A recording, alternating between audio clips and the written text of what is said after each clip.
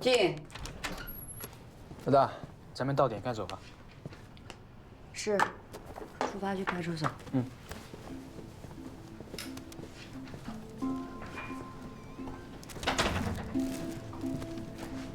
对。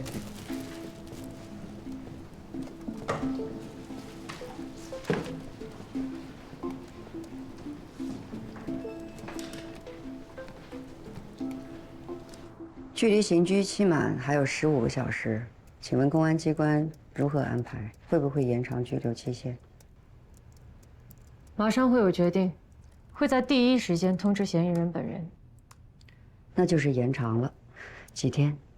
依法处置。我们也依法提交第2批证据和律师的辩护意见，还请公安机关快速回复，毕竟距离期限还有14个小时59分钟。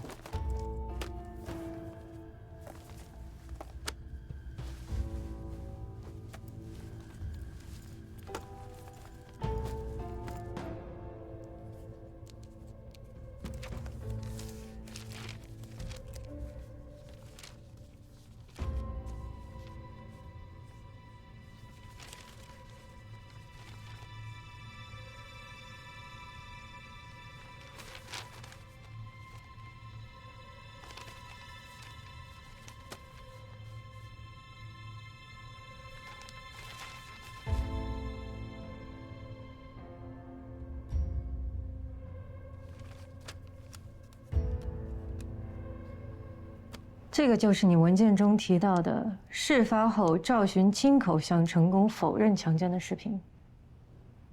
是的，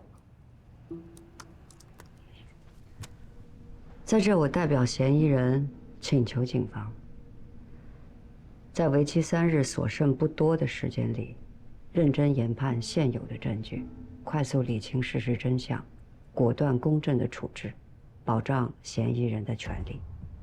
尽量避免，甚至乱用司法的延长羁押。这是我们的职责。回去等通知吧。好的，谢谢。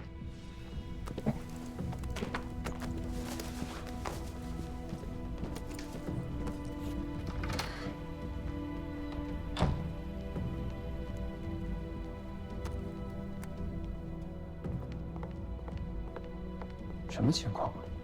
他居然做的这么稳当，生气。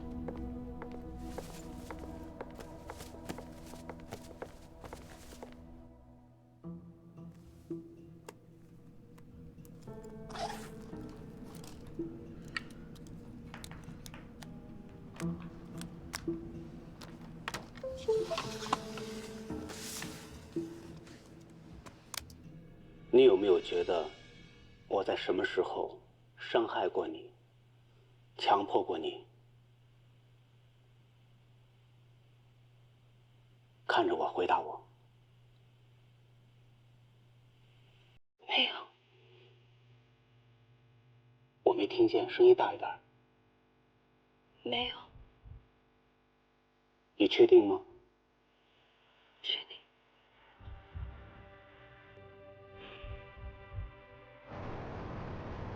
这已经不是单纯的撒谎了啊，这是人品人性问题，要么就是精神分裂。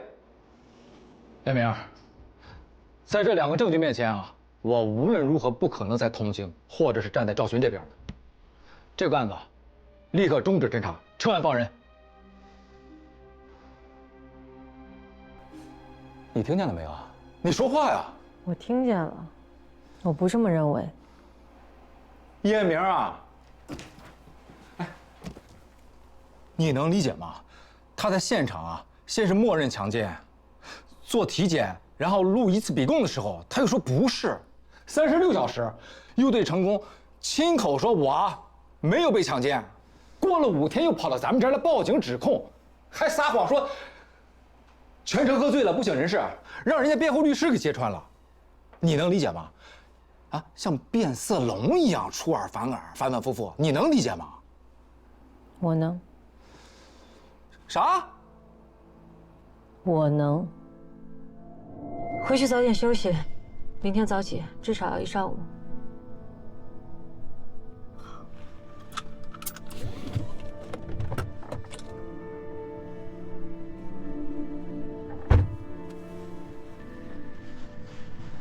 还有2件事儿，我必须和您说。林律不会放过任何一个细节，他一定会举证这些，用我的亲口否认推翻我的指控。你对谁亲口否认？对他。成功？什么时候？事发第2天。我知道自己做了一件特别糟糕的事儿，但我要面对100%真实的自己，向您坦诚一切。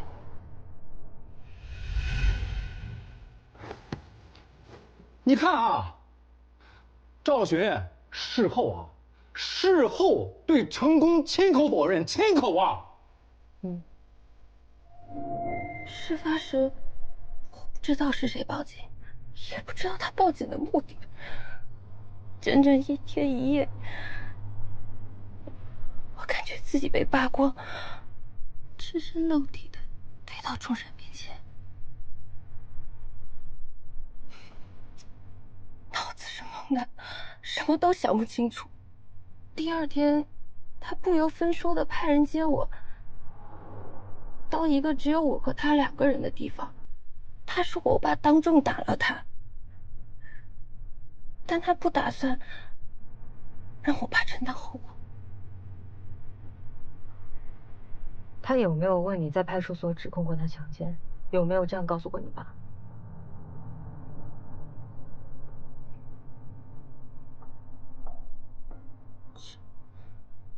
那你怎么回答？我说没有，不敢承认。当时我确实没有那么说过。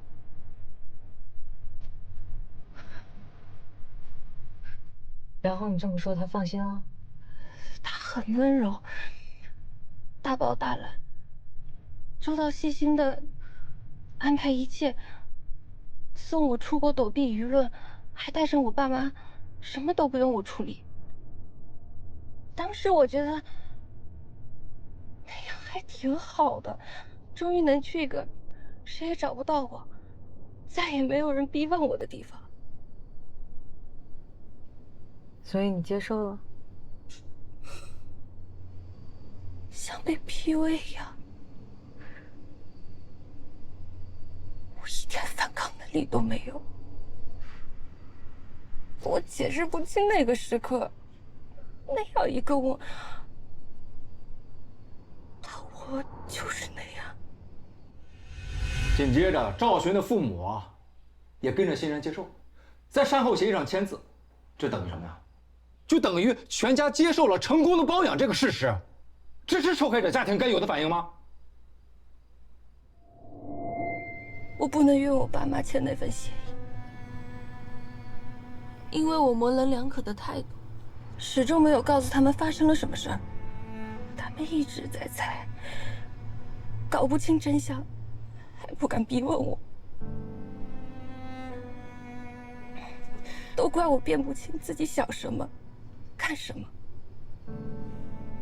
用了5天，才知道自己不想要什么。第5天，他让人送我们一家去机场。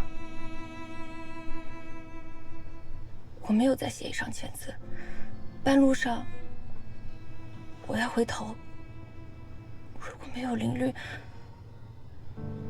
现在的我恐怕没法自主，人在国外，锁在孤岛。当晚向你报了警。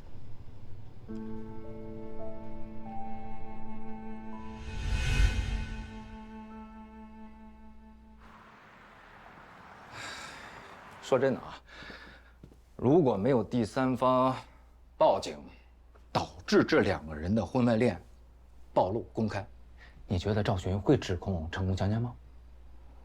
你觉得他是不敢反抗拒绝，还是压根儿就没想过反抗拒绝啊？成功的权力和地位，是压迫他屈从的黑手，还是吸引他的诱饵啊？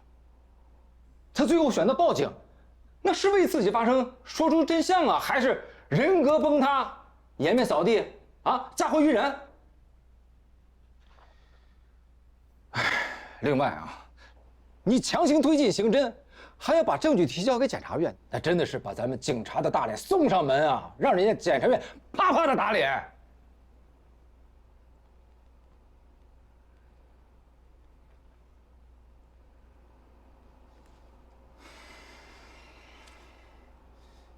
严明，提醒你一句啊，不要性别决定立场。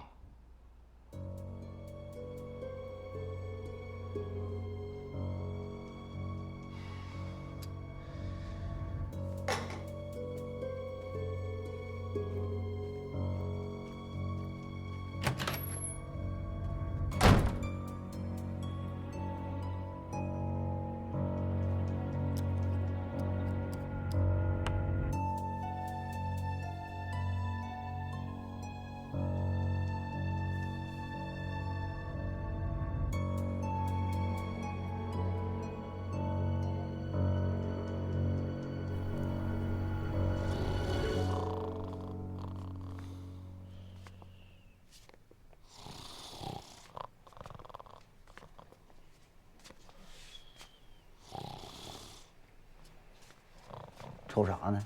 等靴子落地呢。能眯就眯一会儿吧。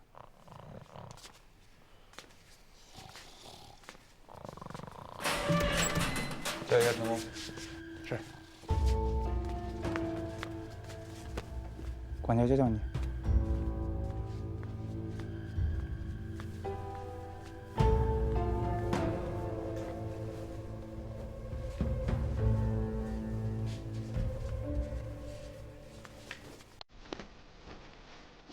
我说对了吧？跟我说的。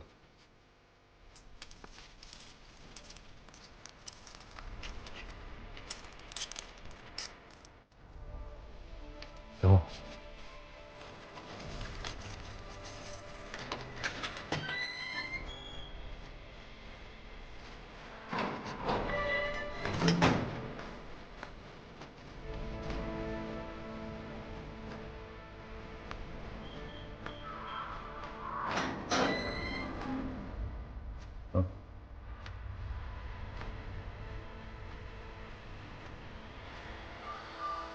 走。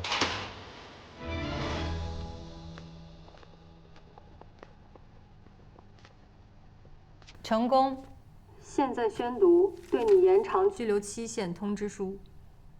我局正在办理的成功涉嫌强奸案件，涉案犯罪嫌疑人成功，性别男，1980年8月8日出生，因依法延长拘留时间。根据《中华人民共和国刑事诉讼法》第91条之规定，经燕州市公安局文理区分局决定，延长其羁押期限。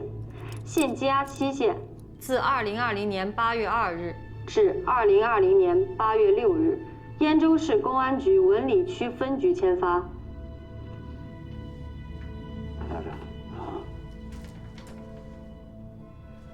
感谢，辛苦警官。行，走吧。哎。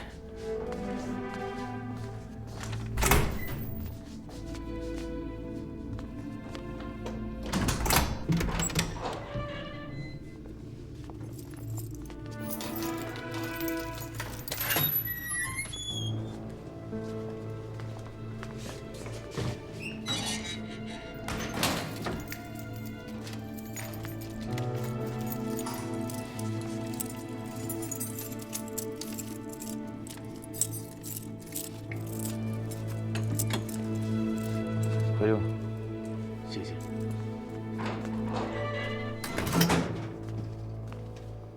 2只烧鸡啊。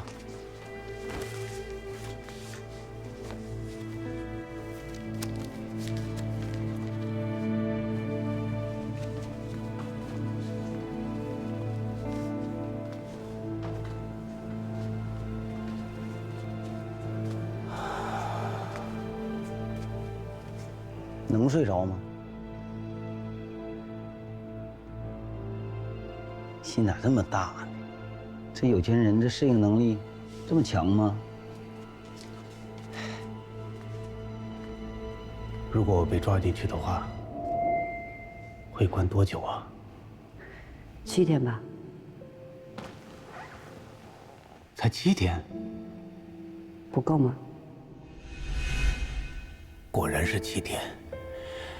林看，你太厉害了。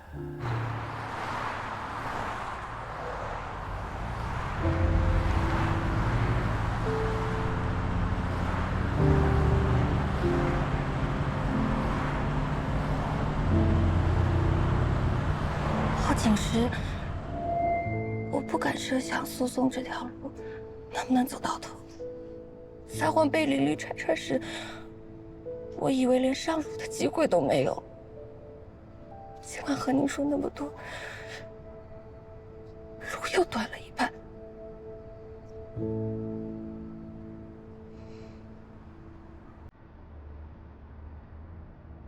但是能走多远，我就想走多远。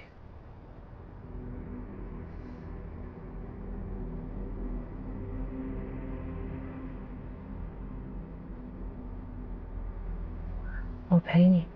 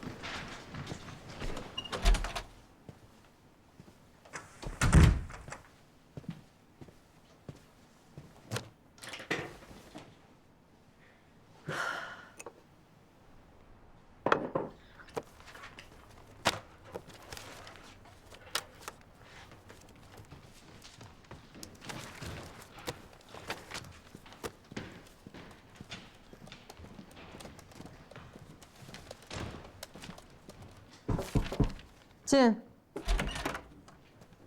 林律来了。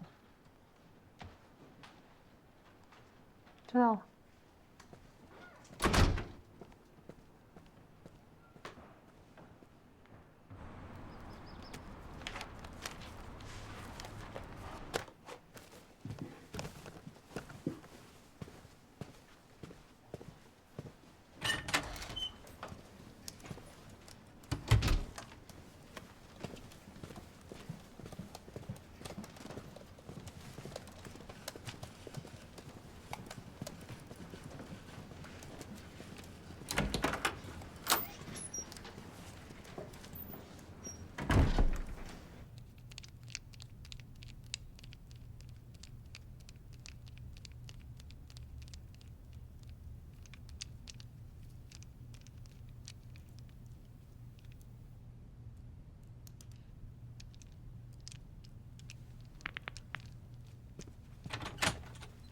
啊，不好意思啊，久等了，刚才开了个晨会。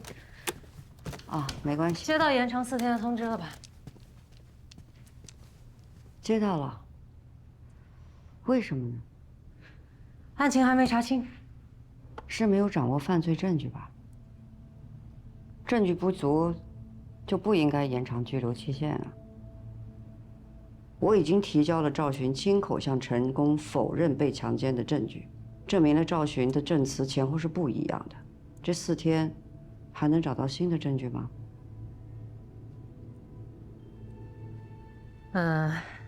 林律，根据你的质疑，我阐述2点。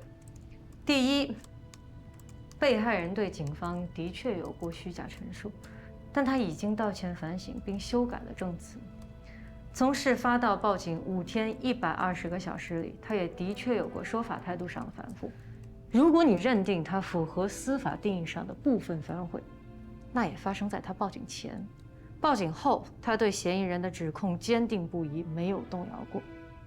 更重要的是，作为委托人和经办人，你最清楚，即使在报警前几天，面对嫌疑人的变相施压，被害人也用实际行动予以回绝，直到走到报警反抗这一步。师姐，你我都是女性，权力不对等的强奸案中，女性受害人会遭受多么大的外部和心理重压，我们不难设身处地感同身受，更不难理解她在告与不告之间摇摆不定。你最早介入案件，早于警方掌握案情的关键点，比我更早洞察受害人的心理轨迹，甚至你能亲自送他来报警。那么，抛开职业理性，你心里对事件性质怎么认定？你认为他是不是强奸？对赵寻如何定义？你认为他是个受害人？还是就想利用报警实现经济诉求？我就想出个名儿，当个网红。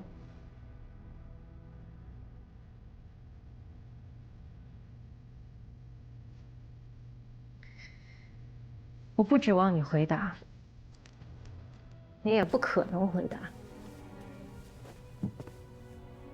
但你真的理解不了赵寻在面对成功 PUA 式逼问下的违心否认吗？你认为，在权势压力下，一个年轻女性深思熟虑后的指控和一次言不由衷的屈从，哪一个更接近她内心的真相？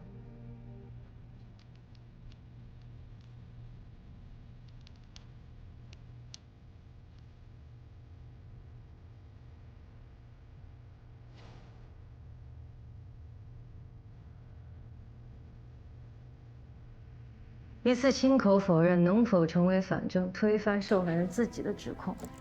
我们需要时间去验证这一点。好，时间就是我要说的第二点。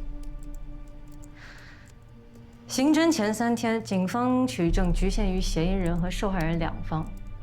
强奸案常常只有当事双方的说辞，缺乏直接证据，还有现场物证。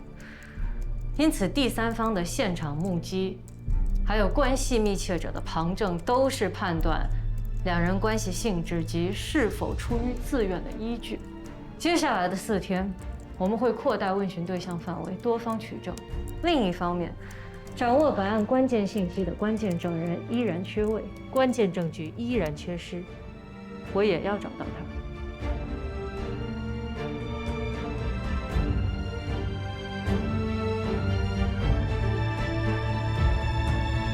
我讲延长拘留期限的这些理由，不知林律是否接受？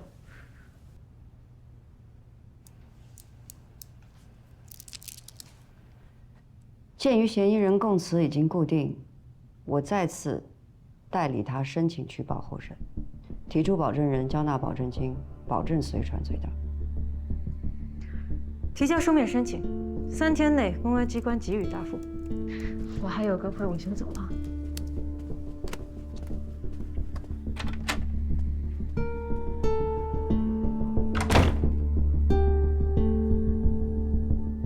看着我干嘛？走啊！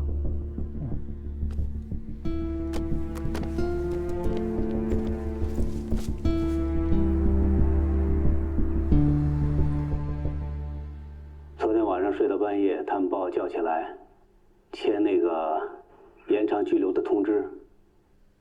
之前号里所有人都认为我一竿子会延长30天，结果你赢了。告诉我，证据提交上去了，效果怎么样？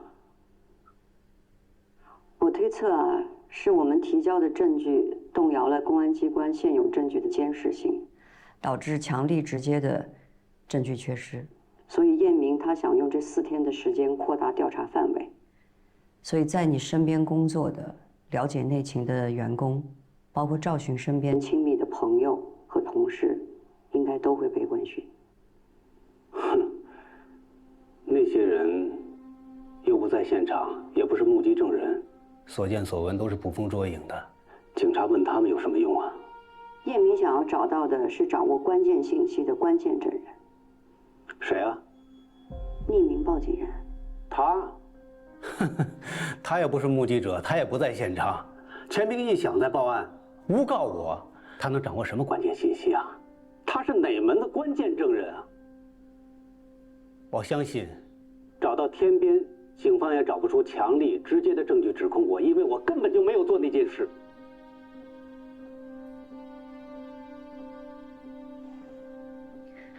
我已经向公安机关提交了变更强制措施，替你申请举报候审。需要几天3天。那就是到6号。就算你之前猜测的警方7天之内达不到目的，我也能被举报候审，对吗？走一步看一步。我在这里每一天都度日如年，我熬不起了。晚洗脱罪名1天，大成就多一分凶险。公司的情况怎么样了？公司的情况比前2天好多了。这3天，新路动用了上亿的个人资金，交给了信托，机构安稳了，公司的人心也稳稳的稳住了。集团各部门都在按部就班的运营。真是我的好老婆，谢谢她。你是该谢谢他。他第2天就申请短暂停牌，直到昨天，港交所才批准大成短暂停牌2个交易日，及时止跌。干得漂亮。是4天对大成的股票来说，无疑是救命。是啊。不过，申请短暂停牌的理由是什么呢？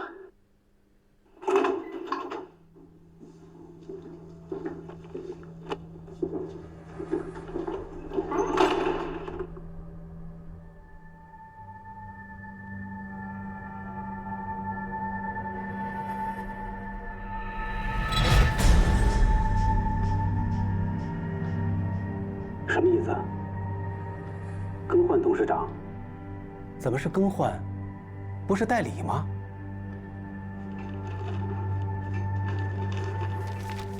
只有罢免董事长才能顺利的获批停牌。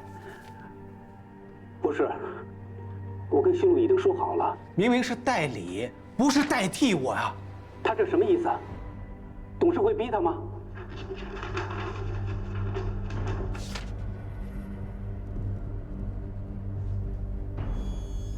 董事会全票通过。妈的，你背叛我！这帮家伙集体背叛我，落井下石，趁火打劫，就是想罢免我第一话语权和实际控制人。新路不应该不知道这一点啊！他这时候进董事会，怎么敌得过四下黑手十面埋伏呢？走之前我千叮咛万嘱咐的跟他说，多撑几天，多撑几天。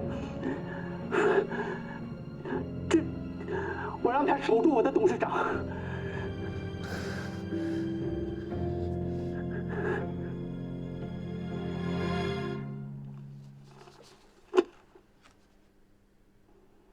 是新路让你把这个拿给我看的。他什么意思？他对当董事长什么态度？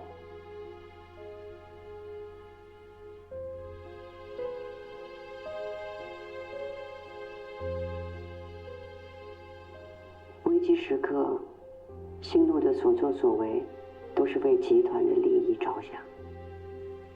发生了黑天鹅事件，第一时间替换董事长，对于股票的止跌是最及时止损的利好，对平息公众舆论也是最好的危机公关啊。我想你也会认同吧？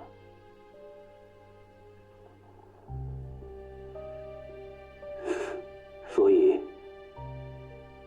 我就被当弃子了，是吗？利益捆绑在一起的亲人、商业伙伴，还有我企业的员工，所有人没有一个反对的。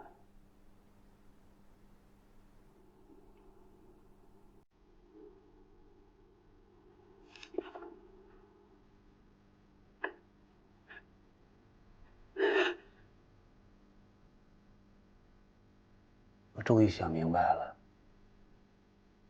出事那天，你开了1天的车，赶回了兖州，一进家门就跟我说要离婚，要分1半的补钱。趁着我复旧、紧锣密鼓的办好了股权的转让，在我被抓走之前，已经拿到了1半的股权。原来你早就计划好了，拿回股权就是为了回归董事会，掌握话语权，做铺垫。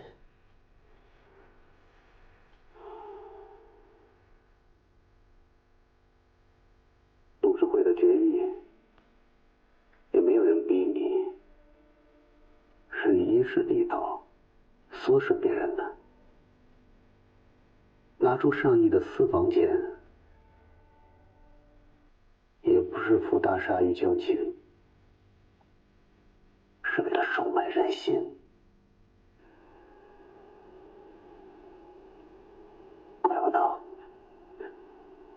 我跟你说我要被抓的时候，为什么那么淡定？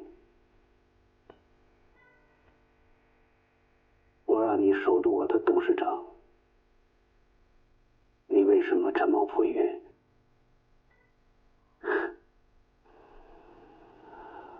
我的结束就是你的机会。抢我班、夺我权的人，全是你，我的好老婆。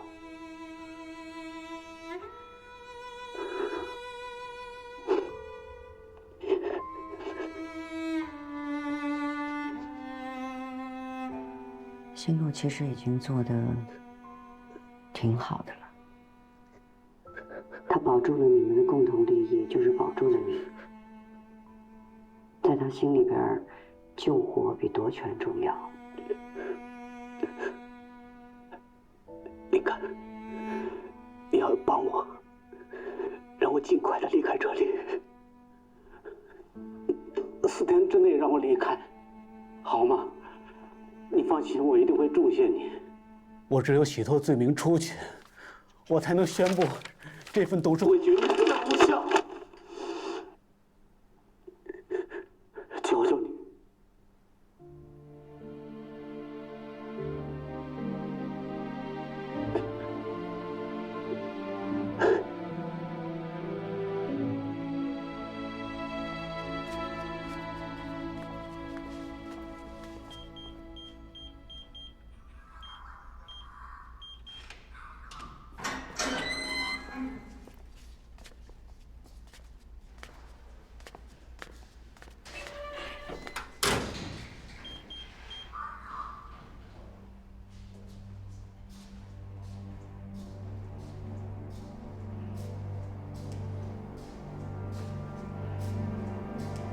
你会答应他的离婚条件，割肉分给他股份吗？如果是那样，你占股的比例就会严重削弱，而新路在公司的话语权会大增，他会抢了你的话语权。你名下的28%和我名下的12%，加起来40%的公司股份，依法我应该获得并持有20%。你需向我转让你名下8%的股份。你在趁火打劫！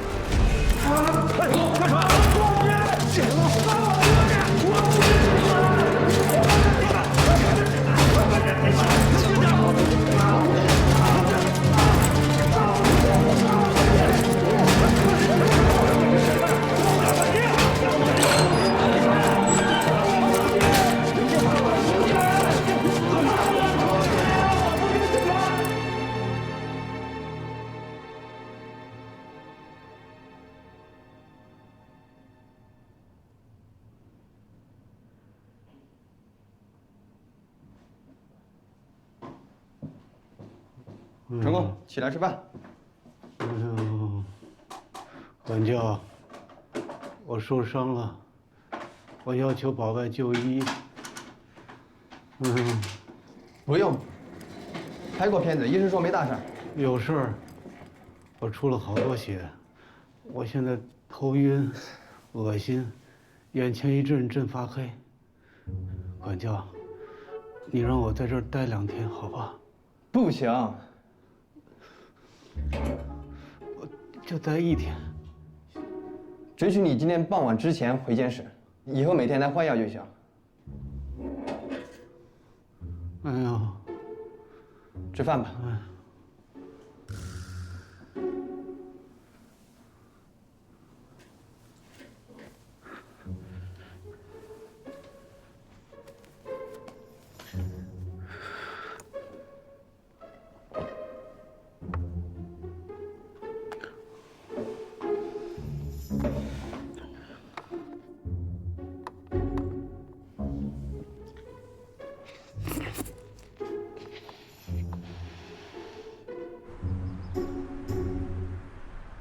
他伤得严重吗？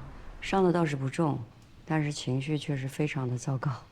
我倒是觉得他希望可以被伤得重一点，可以保外就医。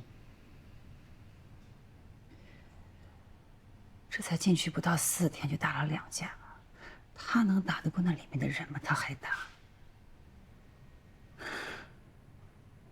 我们在一起10几年，无论遇到什么样的挫折，他从来没有丢过自己的风度。体面就是他的命。这一次是真的要了他的命。他开始恨我了吧？我知道他心里怎么想的。辛董，这份财务报表需要您签字。辛董，我这儿也有份文件需要您签字。辛董，这有2份新的企划案需要您过目。你们的文件下午2点之前我会交给你们的。辛董，高管已经到齐了，在会议室等您。5分钟之后。好。那我走了啊，慢点，不走了。喂，安妮，银行怎么说？在你眼里，成功和女性的关系是怎么样的？我很羡慕成功和新路的婚姻，商业利益捆绑在一起，而生活上谁都不干涉谁，都是已婚男人啊。别人感情上出轨，那只能是偷鸡摸狗，而他不遮不掩，大大方方。不过，要说到新路的气度啊，的确不是一般的女人。成功有很多情人吗？那得分常住的和过路的。要是算上后者的话，那可数不过来了。那大城那几个位高权重的女高管，那都是他的人。那企业的向心力，那员工的忠诚度。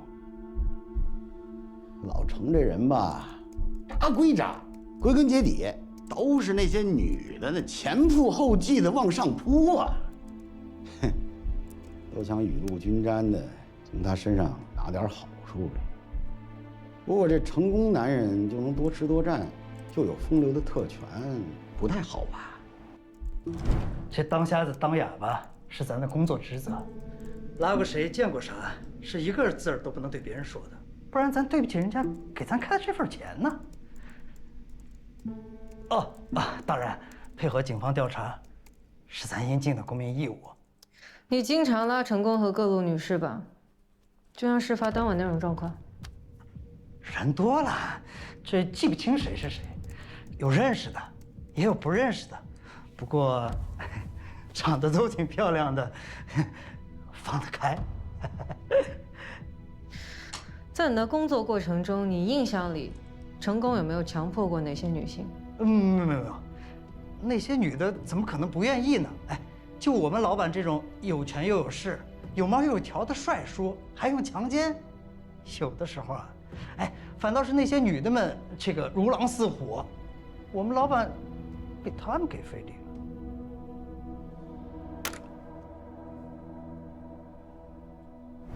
程董爱住公司，顶楼就是他家。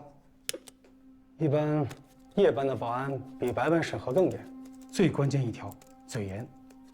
这几个月，程董忙着分拆上市，个人生活很自律，也不像以前那么贪玩了。赵助理入职后，他会经常陪着程董加夜班，一般下班会很晚，有的时候到半夜。赵寻经常很晚离开公司，都是因为加班吗？顶楼的事儿，咱上哪儿知道去？也不该我们多嘴，不是？事发前，赵寻有在顶楼留过宿吗？没有。事发当天晚上，是赵助理第一次跟程董过夜。